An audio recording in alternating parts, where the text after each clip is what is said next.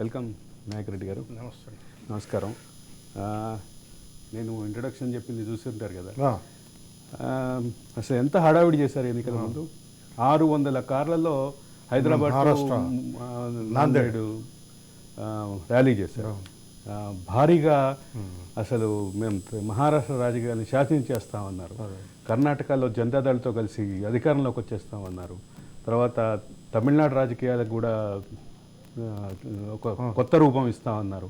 ఇక్కడ అంటే దక్షిణ భారతదేశంలో ఉన్నటువంటి రాష్ట్రాలు ఇట్లా చూస్తే పంజాబు, ఛత్తీస్గఢ్ లాంటి నాన్ బీజేపీ పాలిత రాష్ట్రాల్లోకి వెళ్ళి రైతుల్ని కూడగట్టడానికి కొంత హంగామా చేశారు.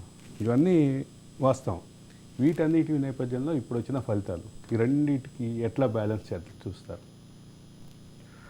మొదట్లో 2014లో ఏదైతే ఉందో 2000లో ఫోర్త్లోనే వచ్చినప్పుడు ఏంటంటే అప్పటికే ప్రతిపక్షాలు అంటే కాంగ్రెస్ కానీ తెలుగుదేశం కానీ తెలంగాణకు అనుకూలంగా లేకపోవడం వల్ల ఈయన సరే ప్రజా ఉద్యమాలు ఈయన ఒక్కడే ఉద్యమం చేసిండని కాదు, ప్రజా ఉద్యమాల్ని రాజకీయంగా ఉపయోగించుకొని అధికారం రాగలిగాడు. అప్పుడు ఈయనకి వచ్చింది 63 నుంచి వెళ్ళి 15 తెలుగుదేశం, కొంతమంది 20 దాకా కాంగ్రెస్ వాళ్ళు రావడం జరిగింది. అయితే ఈయన స్ట్రాటజీ ఏంటంటే ఈయన వర్కింగ్ సిస్టమ్ కాకుండా అంటే ప్రజలకి ఏ మోడల్ని ఏ పద్ధతుల్ని ఉపయోగించినట్లయితే ఎక్కువ ఉపయోగకరంగా ఉంటుంది, సామాజిక న్యాయం కానివ్వండి ఆర్థిక న్యాయం కానీ ఎట్లా జరుగుతుందని అదే ఆలోచనలో పోకుండా నాకు వచ్చిన అధికారాన్ని జీవితాంతం పదిలం చేసుకోవడానికి కోసం ఏం చేశాడంటే ముందు తెలుగుదేశాన్ని కబలించేశాడు. కబలించేసిన తర్వాత కూడా ఆగకుండా ఏం చేశాడంటే ముందు కాంగ్రెస్ని వీక్ చేయడం మొదలుపెట్టాడు. కాంగ్రెస్ని వీక్ చేసిన తర్వాత ఏమైందంటే ఆల్మోస్ట్ ఆల్ అప్పుడు కాంగ్రెస్లో కొద్దిమందే వచ్చారు.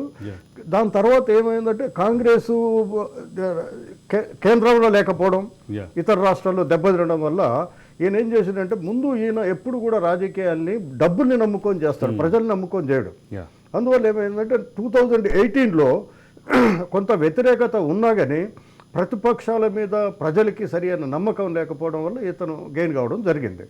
కానీ 2018లో ఏదైతే 88 సీట్స్ వచ్చినాయో 88 సీట్స్ వచ్చిన తర్వాత కూడా స్టేబుల్గా ఉండే గవర్నమెంట్ ఉన్న తర్వాత కూడా ప్రతిపక్షాలని వీక్ చేయడం వల్ల ఏంటంటే 12 మంది కాంగ్రెస్ వాళ్ళని ఇద్దరు తెలుగుదేశం వాళ్ళని మొత్తాన్ని ఊరి చేస్తే ఈయన ఏమనుకున్నాడంటే ఇంతమంది నా వెంబడున్నారు కాబట్టి ఈ తెలంగాణ లోపల నాకు ఎదురులేదు, అంటే ఏ పార్టీ కూడా బతికి బట్టగట్టే అవకాశం లేదు కాబట్టి నేను ఇక్కడ ఇక చేయగలిగేది ఏమి లేదు, నేను ఏది చెప్తే అదే నడుస్తుంది అనేది ఆయన ఒక భావనలోకి వచ్చాడు. అంటే తెలంగాణలో తిరుగులేదు కాబట్టి జాతీయ రాజకీయాలను కూడా శాసిస్తామని చెప్పారు.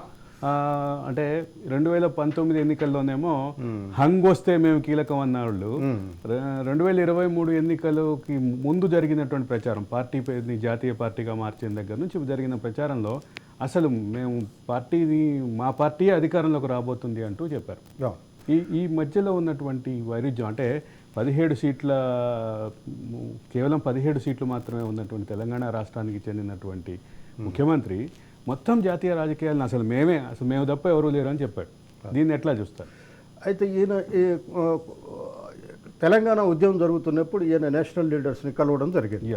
అంటే తెలంగాణ ప్రజల ఆవేదనని అర్థం చేసుకొని చాలా నేషనల్ పార్టీలన్నీ కూడా ఈయనకు సహకారం అందించినాయి.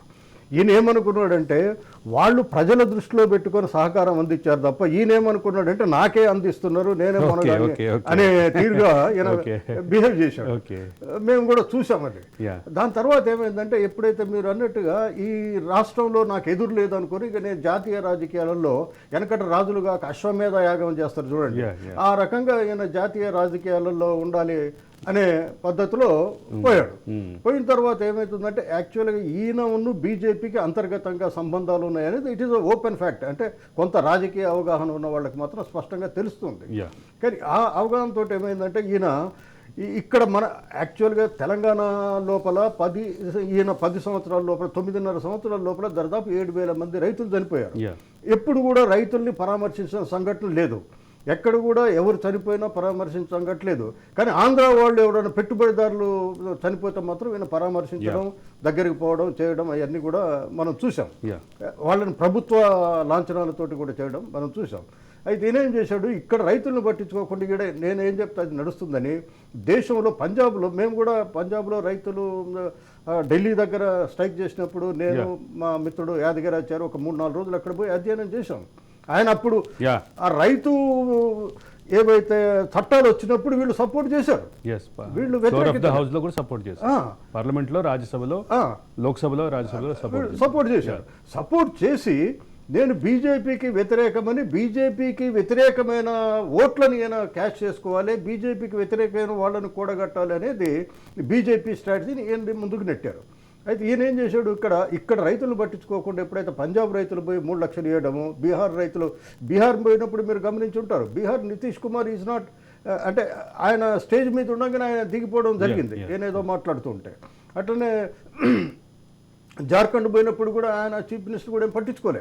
అంటే జాతీయ నాయకులకి ఎప్పుడైతే బీజేపీ తోటి ఈయన ఎలైన్ అయ్యి వాళ్ళకి సహాయ సహకారాలు అందిస్తున్న సందర్భంలో వాళ్ళు అర్థం చేసుకుని ఎవ్వరు కూడా ఈయన దగ్గర రానియలే. మీరు చూడండి, తమిళనాడు పోయాడు, తమిళనాడు పోయినా స్టాలిన్ ఏం పట్టించుకోలే. ఏ నేషనల్ పార్టీలు కానీ రీజనల్ పార్టీస్ కానీ ఈయన నాయకత్వాన్ని కానీ ఈయన నమ్మేవాళ్ళు లేడు. నమ్మిన కుమారస్వామి కూడా ఏం చేశాడు, దాని తర్వాత ఎప్పుడైతే కర్ణాటకలో మీకు ఎలక్షన్లు వచ్చినాయో ఈయనను పట్టుకుంటే మనం మునిగే పరిస్థితిలో ఉందనేది ఆయన కూడా గ్రహించి ఆయన కూడా వదిలేశాడు.